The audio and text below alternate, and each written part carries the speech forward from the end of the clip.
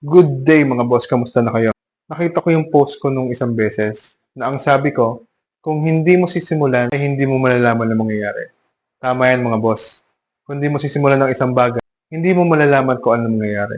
Ang problema kasi mga boss, yung takot natin na mag-fail, yung takot natin na hindi maging okay yung gagawin natin, lalo na sa business, sa trabaho, sa ministry, di ba mga boss? Ang sa akin lang, hindi natin malalaman ang magiging resulta, lalo na kung hindi natin masisimulan yung gusto natin mga boss. Kung gusto mo mag-business, magsimula ka. Wala naman nagsisimulang magaling mga boss. Wala nagsisimula na successful agad. May darating at darating na failure. Ang maganda sa failure mga boss, yan ang magtuturo sa'yo. Yan ang experience na magtuturo sa'yo na mga dapat mong gawin sa pagbibusiness, sa pagtatrabaho mo, sa ministry mo, mga boss.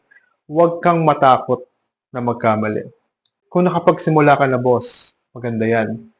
At kung nakapagsimula ka na, nasa stage ka na ng growing, marami kang mararanasan, mga boss. Mga pagsubok, huwag kang susuko. Ituloy-tuloy mo lang yan, mga boss. Kung di mo alam ang gagawin, kung hindi mo na kayang kontrolin yung sitwasyon, lumapit ka sa Diyos, boss. Huwag kang mahihiyang lumapit sa Diyos, boss.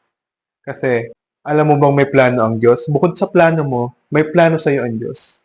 Alam mo ba yung Jeremiah 29:11? Yung, for I know the plans I have for you, prosper you, and plans to give you hope and a future. Kung nagsisimula ka na ngayon at nahihirapan ka, lagi mong tatandaan na may plano ang Diyos sa buhay mo. Sa anumang ginagawa mo, may plano ang Diyos. Yan ang lagi mong tandaan. Hindi ka nag-iisa.